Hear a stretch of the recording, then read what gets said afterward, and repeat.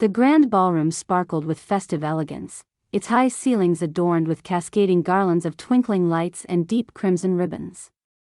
Golden chandeliers reflected a warm glow onto the faces of the city's elite, mingling over champagne and hors d'oeuvres.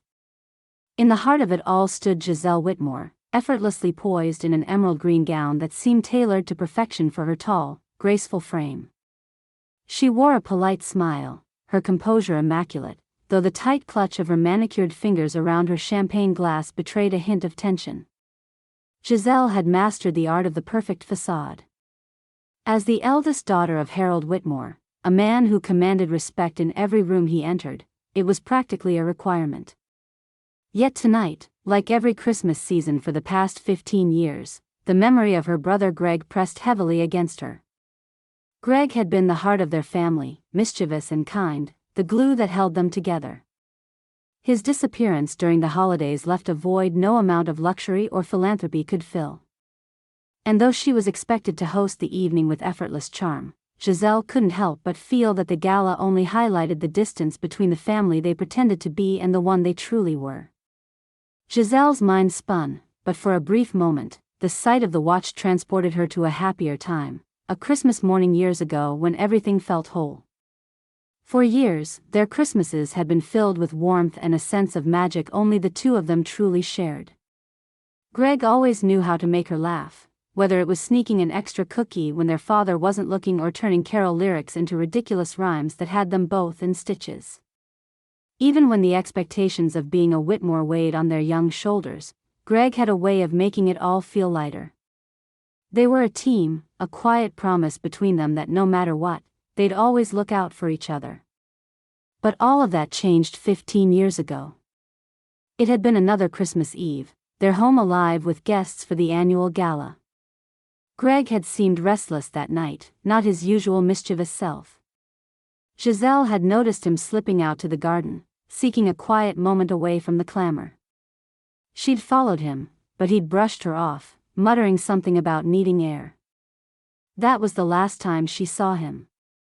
Hours later, when she returned to the party, she realized Greg hadn't come back. Panic set in as the minutes turned to hours. By morning, it was clear he was gone. The police were called, search parties formed, and the press descended on their family like vultures. Every possible lead was pursued, but nothing led to him. No ransom note, no signs of foul play, just Greg's sudden, unexplainable disappearance. The last shred of him they found was a shoe, abandoned in the woods bordering their property, but even that clue yielded no answers.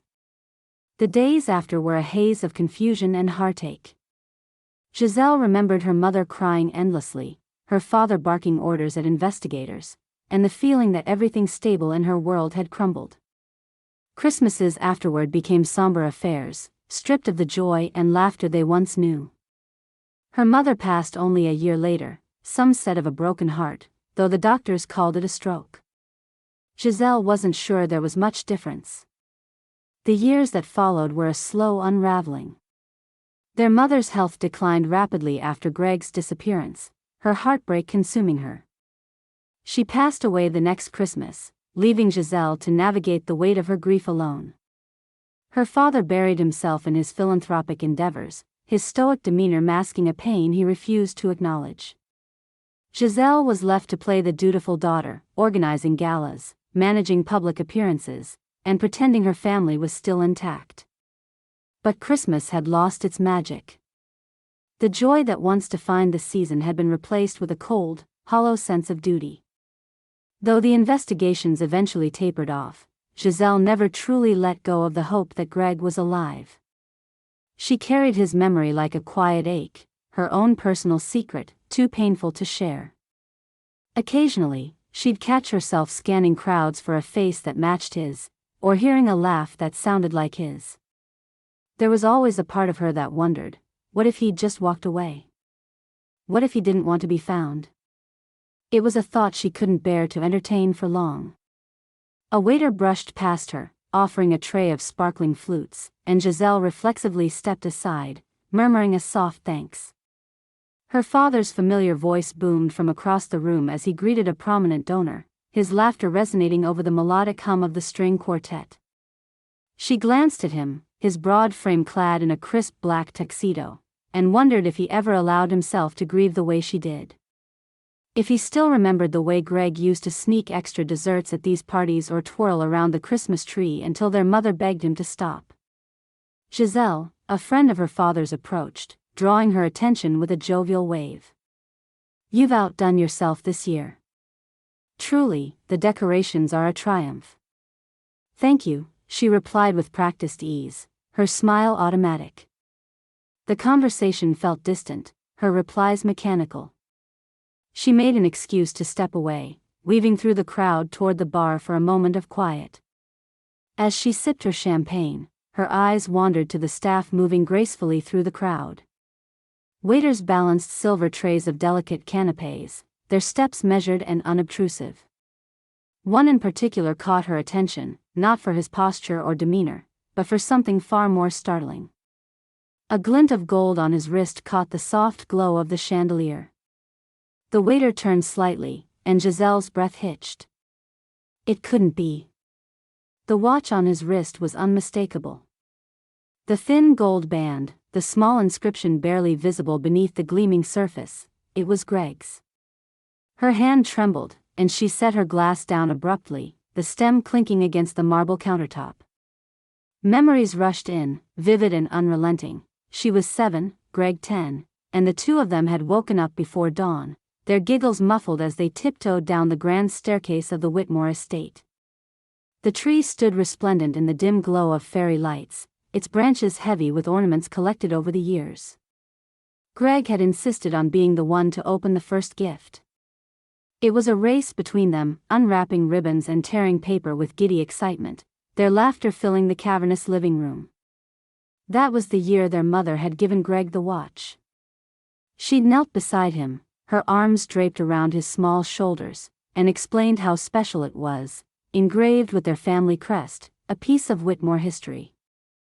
"This isn't just any watch," their mother had said, kneeling beside him with a soft smile. "It's a part of who we are. Something special for you to carry always." Greg had stared at it, awestruck. "Always," he had promised, flashing the watch at Giselle with a grin. She had teased him mercilessly for days afterward, calling it too fancy for a kid, but deep down, she had admired how proud he was. It wasn't just a watch, it was a piece of him. There was no way it could be a coincidence. The realization hit her like a physical blow. She inhaled sharply, choking on the champagne as it slid the wrong way down her throat. A spluttering cough escaped her lips, and she quickly pressed her hand to her mouth, her cheeks burning as a few nearby guests turned toward the sound. "Giselle, are you all right?" one of them asked, concern flickering across their face. She waved them off, barely registering their voice. "I'm fine," she croaked, her voice hoarse. But she wasn't fine. Her heart was pounding so loudly it drowned out everything else. The room, the music, the conversations, all of it blurred into the background as she stared at the waiter. Her fingers tightened around the delicate stem of her glass, her breath coming in shallow bursts. "It can't be. How is this possible?" She forced herself to swallow the remaining discomfort in her throat, her mind racing. There was no mistaking that watch. She had held it in her hands countless times, a tangible piece of her brother that she'd clung to after he disappeared. Yet here it was, on the wrist of a stranger. For a moment, she couldn't move, as though her feet were rooted to the marble floor. A cold wave of disbelief swept over her, mingled with something else, something dangerously close to hope. Giselle's heels clicked against the polished marble floor as she followed the waiter, her heart racing. Her gaze remained locked on the golden watch glinting on his wrist. It was as though the room had dimmed, the cheerful chatter and soft music reduced to background noise.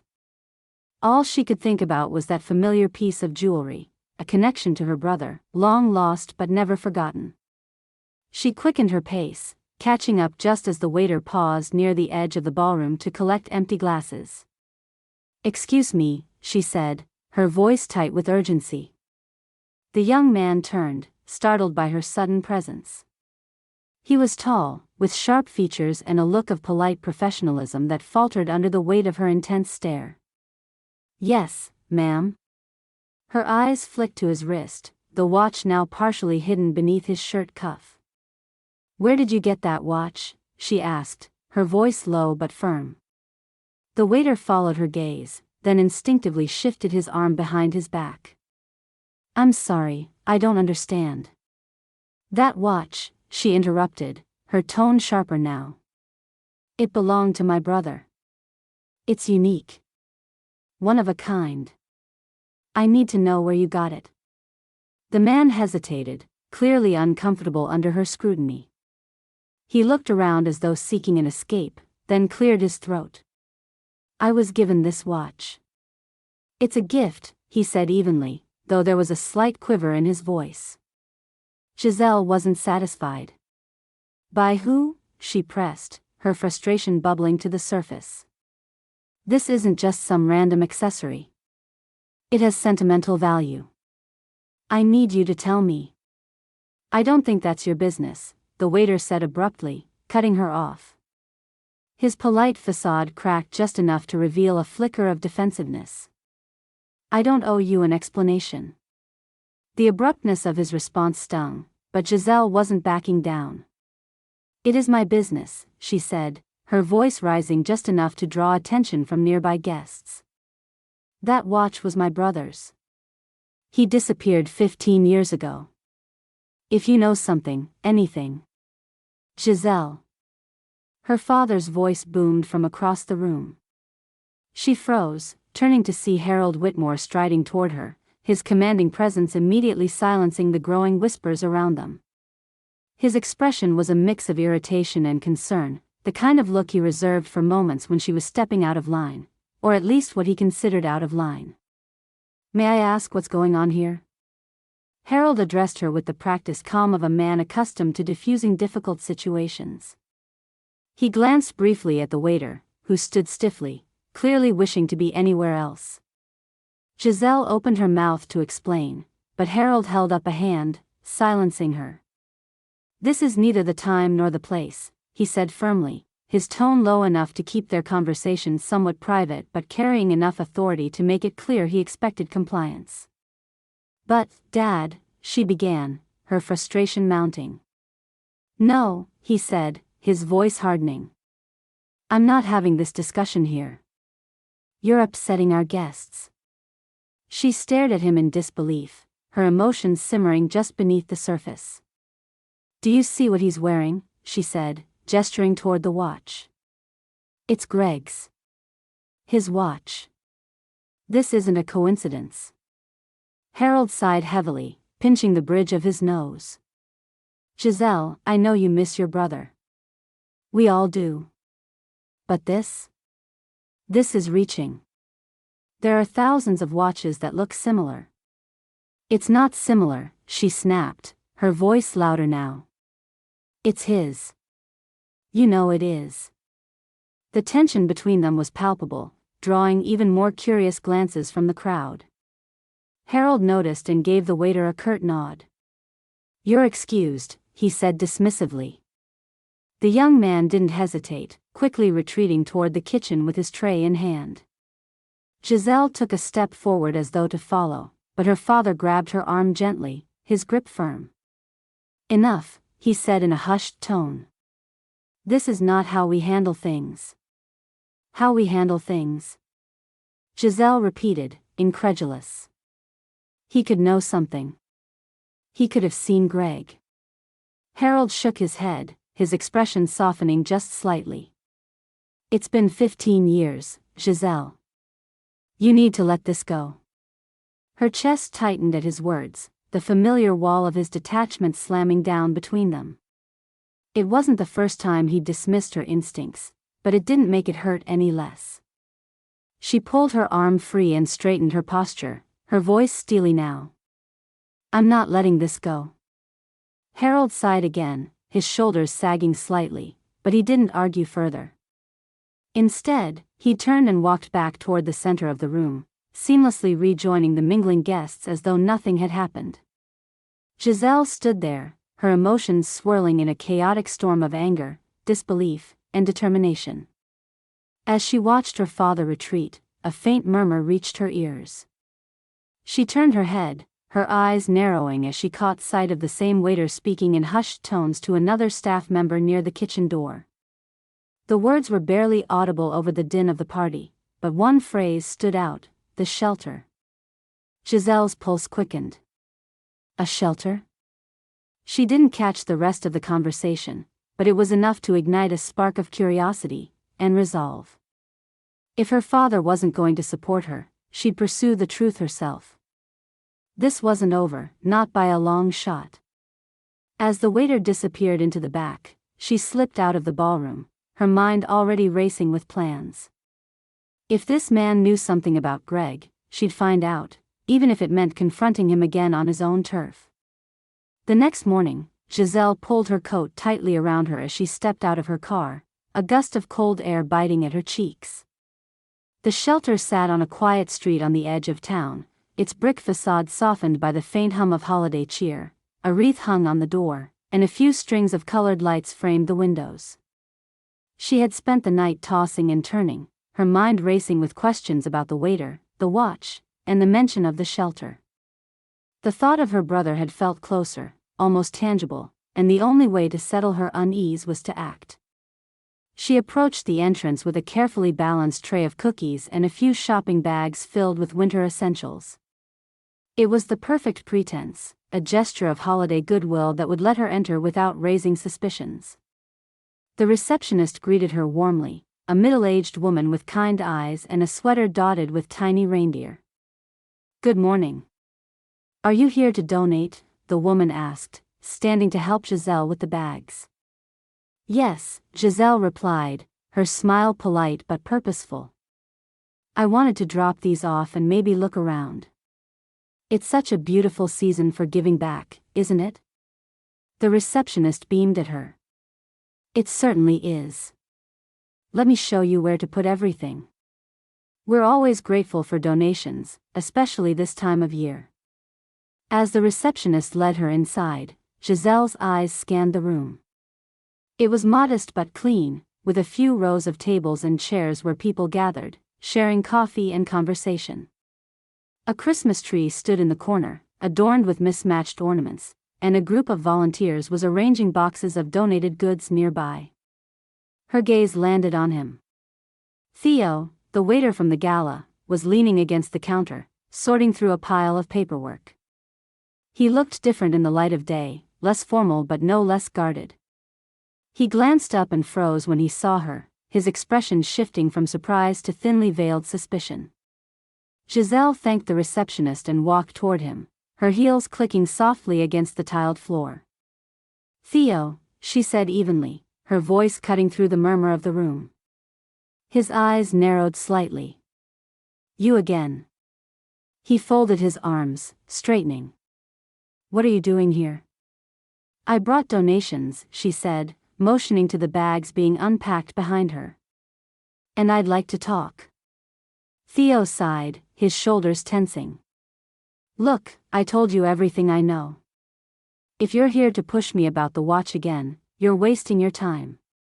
"I don't think I am," she replied, stepping closer. Her voice softened, her frustration from the previous night replaced by quiet determination. "Please, Theo. That watch isn't just a trinket. It belonged to my brother. He disappeared years ago, and I think you know something that could help me find him." Theo hesitated, his gaze darting briefly to the floor before meeting hers again. For a moment, it seemed like he might dismiss her entirely. Then he exhaled deeply, running a hand through his hair. "Fine," he said at last. "But not here. Follow me." He led her to a smaller, quieter room off the main area, a makeshift office with a few chairs and a cluttered desk. Giselle perched on the edge of one chair, her heart pounding as Theo leaned against the desk, his arms crossed. "The watch," he began, his voice steady but reluctant, "wasn't mine originally. It was given to me by someone I met here at the shelter. An older man. He said it had sentimental value but that he didn't need it anymore. Giselle's breath caught. An older man? What was his name? Greg, Theo replied, watching her carefully. At least, that's what he called himself. She felt a flicker of something, hope, fear, she couldn't quite tell. What else did he say? What did he look like? Theo frowned, as though he were trying to piece together a puzzle. He was quiet. Kept to himself most of the time. Maybe in his 40s or early 50s. Dark hair, though there were some gray strands. He seemed like he'd been through a lot, you know? There was this heaviness about him. He paused, studying her reaction. Does that sound like your brother? Giselle's chest tightened. Greg would be 35 now, but 15 years of hardship could easily make someone look older than their years. She swallowed hard, her voice trembling. Did he say anything about where he came from? Or why he gave you the watch? Theo shook his head. Not much. He just said he'd carried it long enough and it was time to let go. He left the shelter a couple of weeks ago, and no one's seen him since. The weight of his words sank in, and Giselle gripped the edge of her chair. 2 weeks ago, she repeated, her mind racing. He could still be nearby. He had to be. Did he say where he was going? Not exactly, Theo admitted. But there's a diner a few blocks from here where he used to hang out. Maybe someone there's seen him recently. Giselle nodded, her determination hardening into resolve. Thank you, she said, her voice firm. I'll find him. Theo watched her for a moment, his expression softening. Look, I don't know if this guy is your brother, he said. But if he is, I hope you find him. And if you need help, just ask. The offer caught her off guard, but she managed a small smile. Thank you, Theo, she said, standing.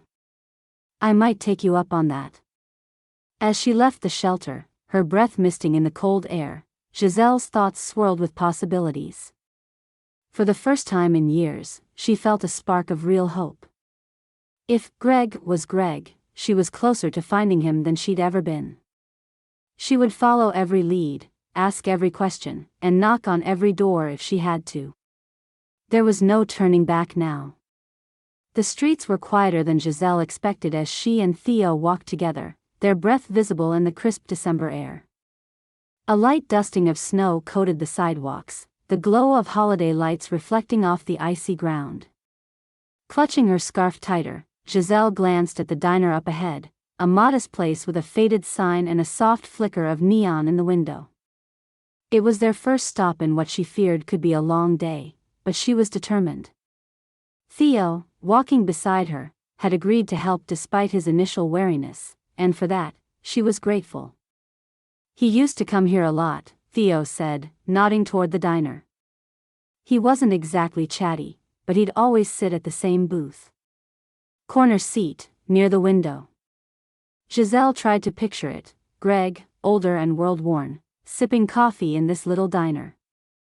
The image felt surreal, but it also gave her a sense of hope she hadn't felt in years. Greg loved diners when we were kids, she said, her voice soft with memory. Mom used to take us to one on Sundays. He'd always order a milkshake, even if it was freezing outside. Said it made the pancakes taste better. Theo chuckled, opening the door for her as they stepped inside. The warmth of the diner enveloped them, carrying the smell of coffee and frying bacon. Sounds like he had his priorities straight, he remarked. Giselle smiled faintly. He always did.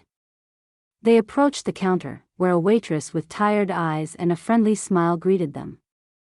Giselle explained who she was looking for, a man named Greg, possibly in his 40s, who might have been a regular. The waitress's brow furrowed in thought, and she nodded slowly. Yeah, I remember him. Quiet guy. Used to sit in the corner booth, like your friend said. Haven't seen him in a few weeks, though. Did he ever talk about where he was headed? Giselle asked, her heart racing with anticipation. The waitress shook her head. Not really. But he left something once. A notebook. I figured he'd come back for it, but he never did. She ducked behind the counter, rummaging through a drawer before pulling out a small, weathered notebook. Here. You can take it. Giselle hesitated, her hands trembling slightly as she accepted the notebook. The cover was scuffed, the edges worn, and it smelled faintly of coffee and age. She flipped it open, her eyes scanning the pages. The handwriting was hurried and uneven, filled with fragmented sentences and what seemed like jumbled thoughts. Theo leaned in to read over her shoulder. What does it say? Giselle frowned, deciphering the words. I want to go back, but I don't know if I can. What if they hate me? What if it's too late? Her voice broke slightly, and she paused to compose herself. They're better off without me. She closed the notebook, her chest tightening. It was Greg's handwriting, she'd recognize it anywhere. He's been carrying this guilt all these years, she murmured, her eyes glistening. Why didn't he just come home? Theo placed a hand on her shoulder, his touch light but steady. Maybe he thought he was protecting you. People do strange things when they're hurting. Giselle nodded, swallowing the lump in her throat. We have to find him, she said, her voice firm. He's out there somewhere, and he needs to know he's not alone. Their search led them to a park a few blocks away, where another shelter volunteer had mentioned seeing Greg spend time. The playground equipment was dusted with snow, the benches empty, but Giselle could almost imagine him sitting there, lost in thought. As they walked, she shared more memories of Greg, how he used to sneak candy canes off the Christmas tree, how he taught her to ice skate, how he once built a snow fort so elaborate it took 3 days to finish. He sounds like he was a great brother, Theo said, his tone warm. He was, Giselle replied, glancing at him. But I wasn't always the best sister. I didn't notice how much pressure he was under until it was too late. He was the golden child, the one everyone expected so much from. And I just let him carry that alone. Theo shook his head.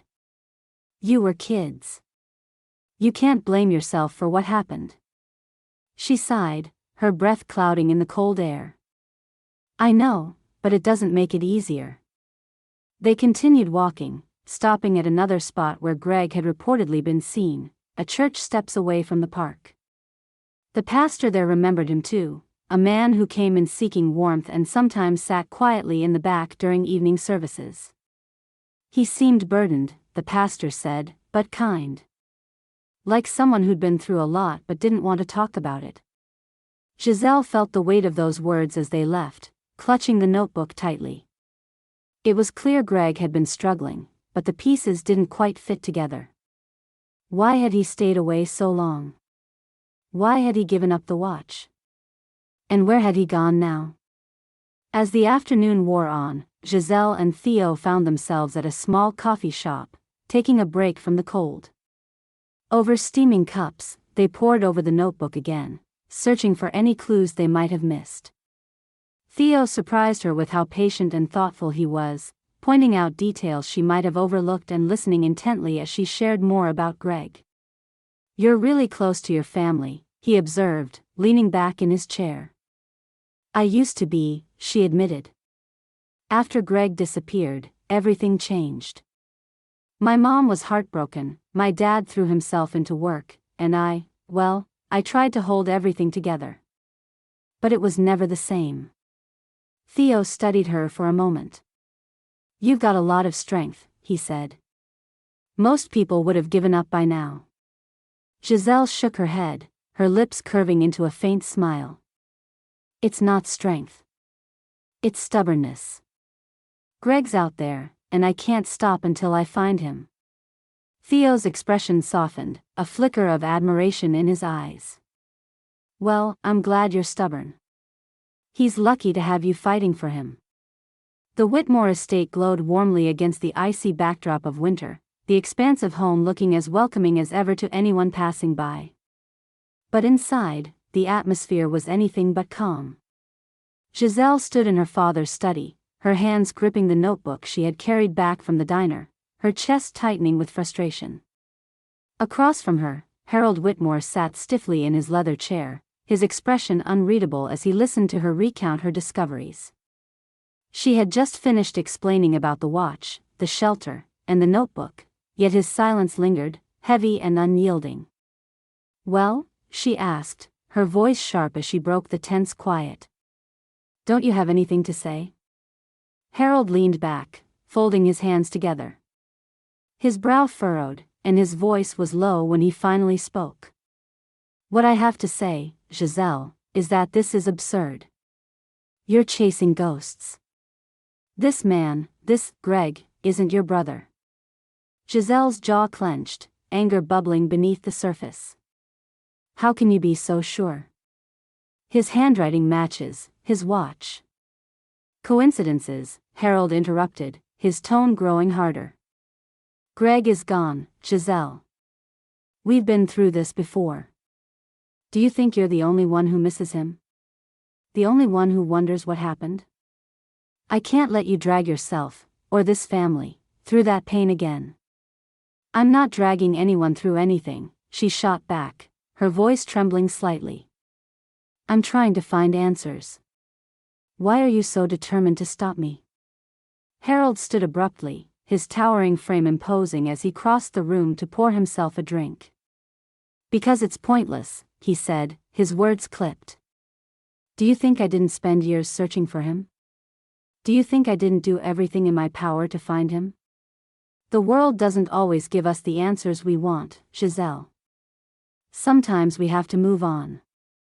The resignation in his voice only fueled her frustration. "You gave up," she said, her words biting. "Maybe you were tired of looking, or maybe you didn't want to face whatever truth was out there. But I can't, no, I won't, do that." Harold turned to face her, his eyes narrowing. "Don't you dare judge me," he said, his voice low and cold. "You have no idea what it was like, holding this family together after your brother disappeared, watching your mother fall apart, trying to protect you from the fallout. I did what I had to do." "Protect me," she repeated, incredulous. "You shut me out, Dad. You buried yourself in work and pretended everything was fine. That's not protecting anyone. That's avoiding reality." Harold's expression faltered for a brief moment, but he quickly regained his composure. "This conversation is over," he said firmly. "I won't let you waste your time chasing fairy tales. Focus on what matters. Let Greg rest." Giselle stared at him, stunned by his finality. "Rest?" she repeated, her voice cracking. "He's not dead. He's out there, somewhere, and you're too stubborn to admit it. If you won't help me, fine. But I'm not stopping." Without waiting for a response, she turned on her heel and walked out, the notebook still clutched tightly in her hand. Her father called her name, but she ignored him, her heart pounding as she made her way down the grand hallway. Tears pricked at her eyes, but she blinked them back, her resolve hardening with every step. She wouldn't let him derail her. Not now. Giselle barely noticed the cold as she stepped outside, the snow crunching beneath her boots as she crossed the driveway. Her car sat waiting, but she paused, taking a deep breath to steady herself. She felt a hand on her shoulder and turned, startled, to see Theo standing behind her. "I heard raised voices," he said, his expression a mix of concern and understanding. "Are you okay?" She nodded, though the lump in her throat made it hard to speak. "It's nothing," she said quietly. "Just my father being my father." Theo tilted his head slightly. "Let me guess, he doesn't think you should keep looking." A bitter laugh escaped her. "He thinks it's a waste of time. That I'm chasing ghosts. But he's wrong, Theo. I know it's Greg. I can feel it. Theo offered her a small smile, his presence calm and steady. Then trust that, he said simply. You're doing this because it matters to you, not to anyone else. Don't let him make you doubt yourself. His words were a balm to the rawness she felt, and she found herself relaxing, even if just a little. Thank you, she said, her voice soft. It's just hard, you know? He's so convinced he's right. Sometimes I wonder if I'm being foolish. You're not, Theo said firmly. You're following your heart. That's not foolish. It's brave. For a moment, she looked at him, struck by the sincerity in his eyes. He barely knew her, yet he seemed to understand her better than the man who had raised her. It was a strange, comforting thought. I'm lucky you're here, she admitted, offering a faint smile. I don't think I could do this alone. Well, you don't have to, Theo replied, his smile warm. We'll find him, Giselle. One step at a time. His certainty gave her strength, and she nodded, tucking the notebook into her bag. Okay, she said. Let's get back to work. The cabin stood alone at the edge of the woods, its weathered exterior blending into the snowy landscape. Smoke curled lazily from the chimney, a sign of life that sent a surge of hope through Giselle's chest. She glanced at Theo, who nodded silently, his expression a mix of encouragement and caution. They had followed every clue, every whispered lead, and now they were here. Her breath misted in the cold air as she took a step toward the door, her heart pounding with a mix of anticipation and fear. She raised her hand and knocked, the sound echoing through the stillness. For a moment, there was no response. The second stretched uncomfortably, her nerves tightening with each one. Then, the door creaked open just enough for a man to peer out, his face partially obscured by a scruffy beard and a knit cap. His wary eyes met hers, and Giselle froze. It was him. Greg, she whispered, her voice breaking. The man's expression shifted, confusion giving way to something she couldn't quite read, recognition, perhaps, or disbelief. He didn't answer immediately, his hand tightening on the edge of the door. Who are you? He asked gruffly, his voice low and hoarse. Giselle's throat tightened. It's me, she said, her eyes filling with tears. It's Giselle. Your sister. Greg's grip on the doorframe faltered, his shoulders sagging slightly. For a moment, he said nothing, his eyes scanning her face as if searching for the truth in her features. Then he opened the door wider, stepping back to let them in. The cabin was small and sparse, with a wood-burning stove in one corner and a single table cluttered with books and papers. A bedroll lay on the floor near the stove, and the air smelled faintly of wood smoke and pine. Come in, he said finally, his voice softer now. It's cold out. Giselle stepped inside, her breath catching as she took in the sight of him. He was thinner than she remembered, his hair streaked with gray and his face lined with years of hardship. But it was undeniably Greg. She fought the urge to throw her arms around him, sensing the walls he had built around himself. Theo followed, closing the door quietly behind them. Greg, he said gently, as if testing the name. We've been looking for you. Greg's eyes flicked to Theo, then back to Giselle. He ran a hand through his unkempt hair, his movements slow and deliberate. Why? He asked, his tone flat. Why now? Giselle stepped closer, her voice trembling. Because I never stopped looking. Greg, I thought you were gone forever. When I saw the watch, I knew it had to be you. At the mention of the watch, Greg's gaze dropped to his wrist, now bare. I gave it away, he said quietly. Didn't think I'd need it anymore. You were wrong, Giselle said, her voice firm despite the tears threatening to spill. You belong with us. With your family. Greg laughed bitterly, shaking his head. Family, he repeated, the word heavy with irony. The family I walked away from? The one I couldn't live up to? You don't know what it was like, Lizzie. The pressure, the expectations. I felt like I was suffocating. Giselle flinched at the old nickname, a relic of their childhood. You should have told me, she said, her voice thick with emotion. We could have figured it out together. Greg looked at her, his eyes haunted. I didn't think you'd understand. I didn't think anyone would. He paused, his gaze drifting to the fire crackling in the stove. And then I got into that accident. I was trying to leave town, but the roads were icy. My car slid off the highway. I hit my head, hard. For weeks, I couldn't remember who I was or where I was supposed to go. By the time the pieces started coming back, I thought it was too late. That you'd moved on. Giselle's heart broke at his words.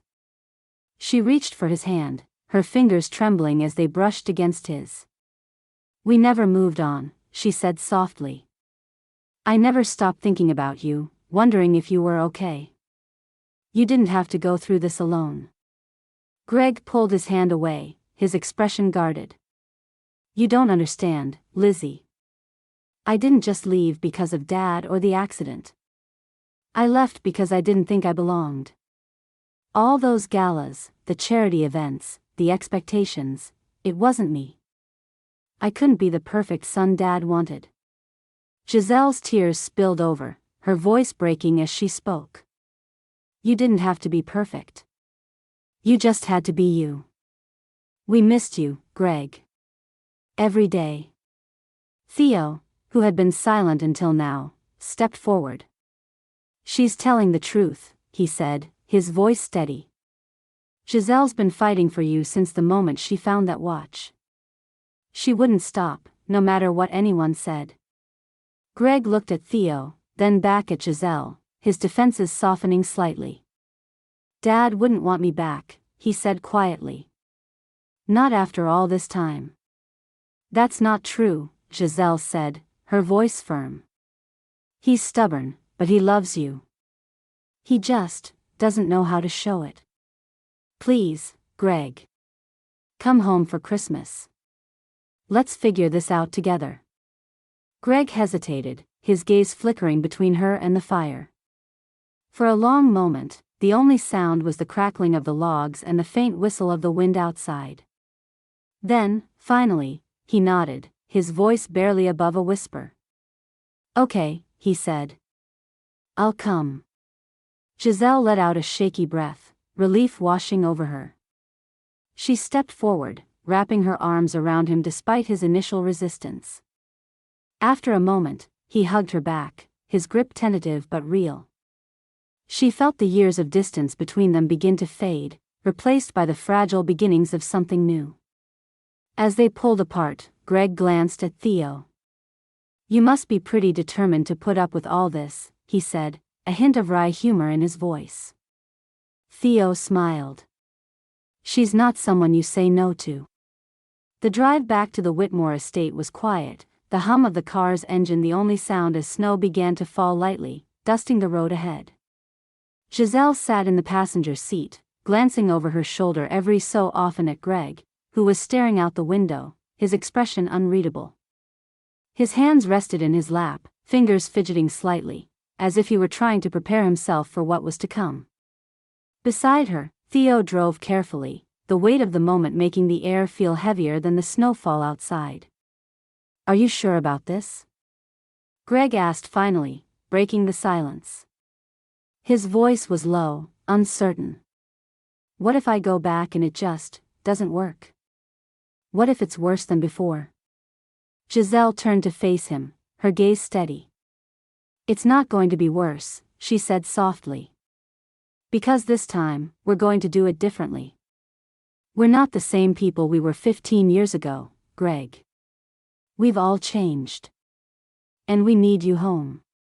Greg didn't reply, but he nodded faintly, his eyes returning to the window. Giselle wished she could take away his doubt, his guilt, but she knew this was a step he had to take on his own terms. She reached back, her hand brushing against his. We're with you, she said simply. When they arrived, the estate looked as imposing as ever, its grand stone facade softened by the glow of warm light spilling from the windows.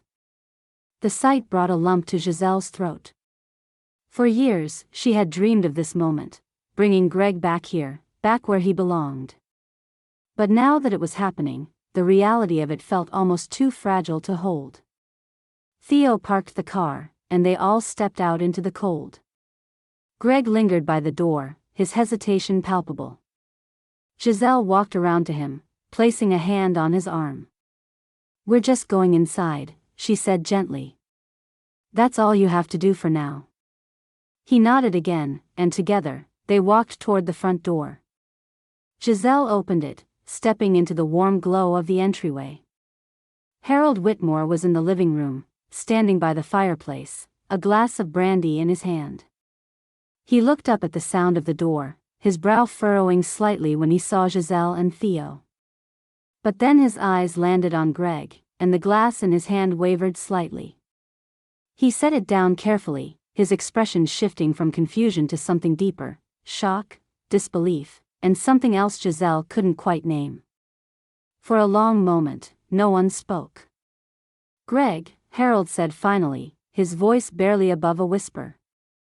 Greg hesitated, his shoulders tense. "Hi, Dad." The words hung in the air, raw and tentative. Harold took a step forward, then stopped, as if unsure whether to close the distance. His face was a mixture of emotions, the kind Giselle had rarely seen him express. "Is it really you?" he asked, his voice breaking slightly. "It's me," Greg said, his tone guarded. I'm back." Harold's composure cracked. He took another step forward, then another, until he was standing in front of his son. For a moment, he just looked at him, his hands trembling slightly. Then he pulled Greg into a tight embrace, his shoulders shaking as he held him. "I thought I'd lost you," Harold said, his voice muffled. "I thought you were gone forever." Greg stood stiffly at first, but slowly, he relaxed, his arms wrapping around his father. "I'm sorry," he said quietly. "I didn't mean to leave like that. I didn't know how to come back." Harold pulled back slightly, his hands still on Greg's shoulders. "It doesn't matter now," he said, his voice thick with emotion. "You're here. That's all that matters." Giselle watched, tears streaming down her face, her heart swelling with relief. Theo stepped closer to her, offering a comforting hand on her back. She looked up at him and smiled through her tears, grateful for his steady presence. As they all sat down in the living room, the initial shock gave way to conversation. Greg shared bits and pieces of his story, his voice hesitant but honest. He talked about the accident, about how lost he had felt, and about the fear that had kept him from reaching out. Harold listened intently, his expression one of regret and deep sadness. "I pushed you too hard," Harold admitted, his voice heavy. "I wanted so much for you to succeed, to live up to this family's name, that I forgot what was more important, your happiness. I thought I was doing the right thing, but I see now that I was wrong." Greg looked at him, his eyes reflecting a mixture of pain and forgiveness. "I just wanted to be enough," he said quietly. "But it always felt like I wasn't." "You were always enough," Harold said firmly, his voice breaking. "I just didn't show you the way I should have. I'm so sorry, Greg. For everything." Giselle watched the exchange, her heart aching but also swelling with hope. For so many years, their family had been fractured, held together only by the thinnest threads. But now, sitting together in this room, it felt like those pieces were starting to come back together. It wasn't perfect, but it was a start. Later, as the fire crackled softly in the hearth, Giselle sat with Theo on the couch, her head resting on her hand. "You okay?" he asked, his voice low. She nodded, a small smile playing on her lips. "I am," she said. "For the first time in a long time." Theo returned her smile, his eyes warm. You did it, he said. You brought him home. Giselle shook her head. We did it, she corrected. I couldn't have done any of this without you. As the night wore on, Giselle felt a sense of peace settle over her. She realized now that family wasn't about being perfect or living up to impossible standards. It was about showing up for each other, even when it was hard. It was about forgiveness, love, and making space for each other's flaws and struggles. Looking around the room, at Greg, at her father, at Theo, she felt a spark of hope for the future. This was just the beginning, but it was enough. For now, it was enough. Christmas morning arrived with a quiet stillness that blanketed the Whitmore estate, the gentle fall of snow outside matching the peace Giselle felt within for the first time in years. The house, usually formal and imposing, now felt alive with warmth and laughter as the family gathered by the grand tree. Twinkling lights reflected off carefully wrapped presents, the scent of pine mingling with freshly brewed coffee and cinnamon from the pastries Theo had insisted on bringing from his favorite bakery. Greg sat on the couch, a steaming mug in his hands, looking more relaxed than Giselle had seen him since they found him. His hair was neater, his beard trimmed, and though there was still a quiet hesitance in his demeanor, the walls he'd built over the years were beginning to come down. Giselle sat beside him, smiling as Harold handed out gifts, his usually stoic face softened by genuine happiness. Here's one for you, Greg, Harold said, holding a small box wrapped in silver paper. Greg blinked in surprise, taking the gift with a tentative smile. Thanks, Dad. The room grew quiet as Greg opened the box, revealing a sleek leather journal. Embossed on the cover were his initials, subtle and elegant. He ran his fingers over the leather, his throat working as he tried to find the right words. I thought it might help, Harold said, his voice tentative. To put things down. Your thoughts, your stories, whatever you need. Greg nodded, his voice thick with emotion. It's perfect. Thank you. Giselle's heart swelled as she watched the exchange. This was what she'd always dreamed of, her family together again, connected in a way that felt real and unforced.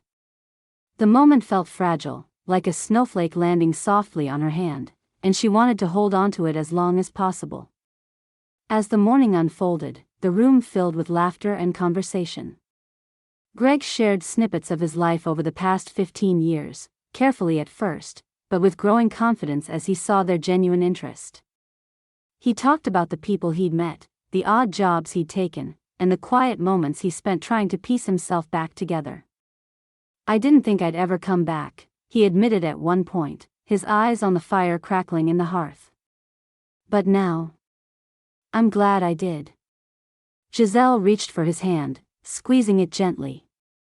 We're glad too, she said, her voice steady despite the lump in her throat. Theo watched the family with a quiet smile, his presence calm and reassuring.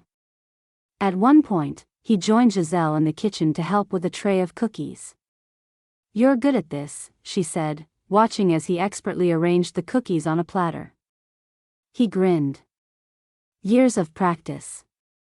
My mom always said presentation matters, even if it's just dessert. Giselle laughed, leaning against the counter. You've been amazing, you know. Helping me find Greg, supporting me through all of this. I don't know how to thank you. You don't have to, Theo said, his tone sincere. Seeing you happy is enough. She looked at him, her heart skipping a beat at the warmth in his eyes.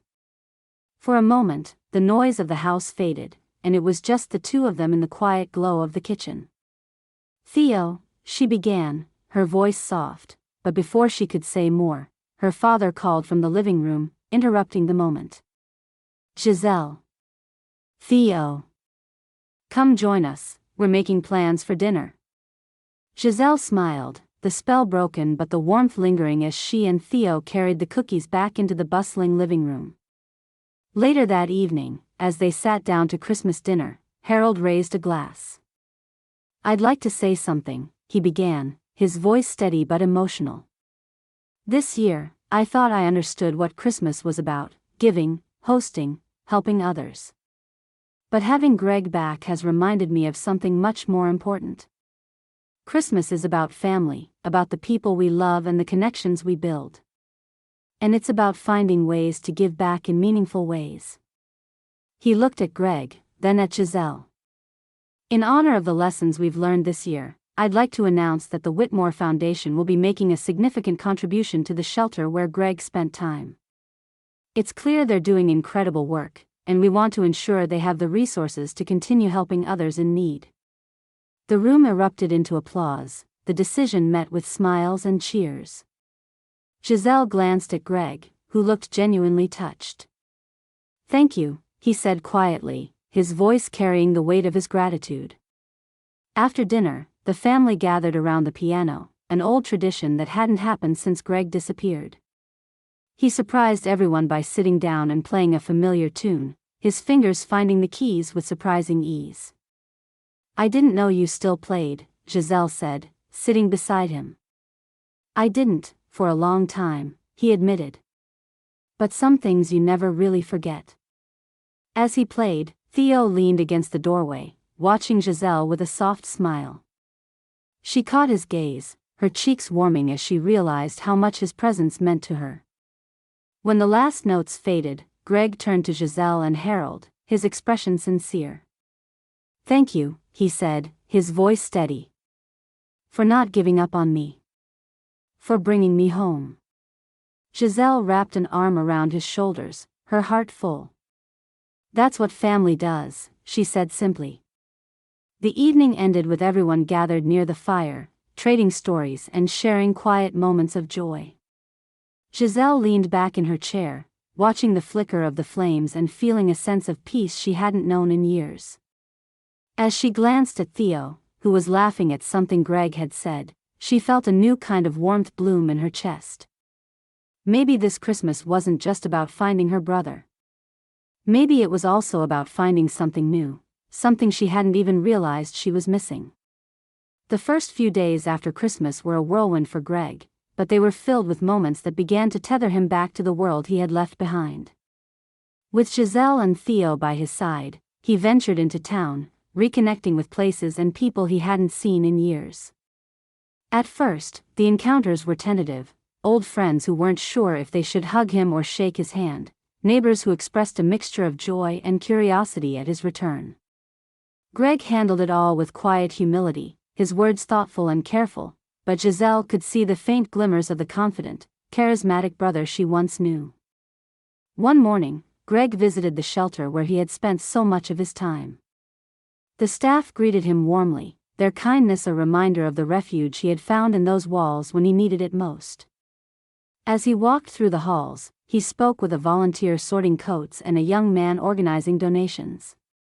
Watching him, Giselle saw something she hadn't seen in years: a spark of purpose.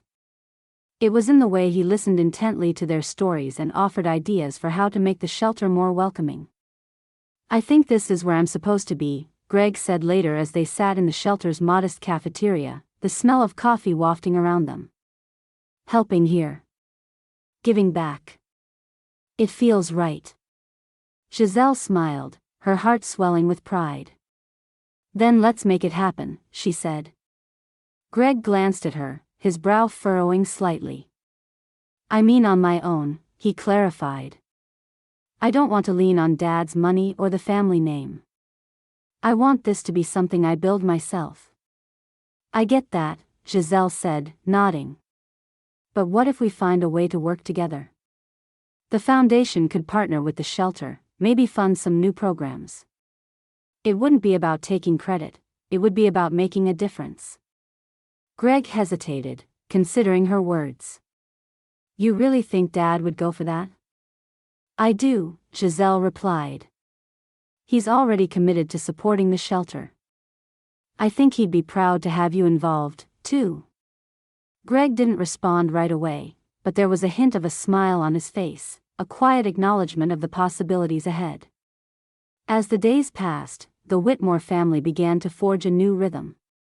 Harold surprised everyone by stopping by the shelter to meet the staff and discuss how the foundation could help. Watching him and Greg talk, tentatively at first, but with growing warmth, Giselle felt a flicker of hope that the wounds of the past could truly heal. Theo, ever the steady presence, became a fixture in their lives during this time. He offered logistical advice for the shelter project, drawing on his years of volunteer experience, but he also found ways to lighten the mood when conversations grew too heavy. He and Greg quickly developed an easy camaraderie, their shared sense of humor evident in the way they teased Giselle during family dinners. "Do you always have to have the last word?" Greg joked one evening, smirking at his sister as she insisted on explaining her point about the shelter's funding strategy. "Always," Theo chimed in before Giselle could reply, earning a round of laughter from everyone at the table. It wasn't lost on Giselle how much she had come to rely on Theo, not just for his support in finding Greg but for the way he made her feel seen and valued. There was something effortless about being with him, and she found herself looking forward to every moment they spent together. By New Year's Eve, the Whitmore estate was bustling with preparations for another gathering, but this one was different.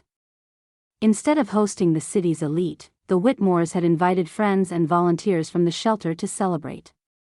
The transformation was a labor of love, with Greg overseeing the decorations, Giselle organizing food and entertainment, and Theo helping coordinate transportation for the shelter guests. As evening fell, the estate glowed with warmth, the sound of laughter and music filling the grand halls. Guests mingled in the living room, sipping cider and sharing stories, while children darted around the tree, their faces lit with excitement. Giselle stood by the fireplace, watching the scene with a deep sense of contentment. She spotted Greg across the room, laughing with a group of shelter volunteers, his golden watch gleaming on his wrist. It was a small but significant detail, a reminder of the journey they had taken to get here and the time they had reclaimed as a family. Theo appeared beside her, holding 2 glasses of sparkling cider. "You've outdone yourself," he said, handing her one. "It wasn't just me," she replied, her smile soft. "This was all of us." He nodded, his gaze warm as it rested on her. "Still, it's something special. You brought everyone together, Giselle. That's not an easy thing to do." She looked at him, her chest tightening in the best possible way. "You're giving me too much credit," she said, her voice soft. "I don't think I am," he replied, his tone steady. Before she could respond, Greg approached them, his smile wide. "All right, you two. Enough staring into each other's eyes. It's time for carols." Giselle rolled her eyes but couldn't help laughing. "Fine. But only if you sing too." "I'll think about it," Greg teased, leading the way to the piano. As the night went on, the Whitmores and their guests gathered around to sing. Greg played the piano, his fingers moving with ease over the keys, while Giselle and Theo joined in with the others, their voices blending in harmony. Snow began to fall outside, the flakes catching the light from the estate's glowing windows. The scene felt almost unreal in its beauty, a reminder that even after years of loss and uncertainty, joy could be found again. As the final notes of the carols faded, Giselle glanced around the room, taking in the smiles, the laughter, and the sense of connection that filled the space. For the first time in years, she felt truly at peace. And as she caught Theo's eye from across the room, she realized that this Christmas had brought her not only her brother but also the possibility of something new, a future bright with love, family, and hope.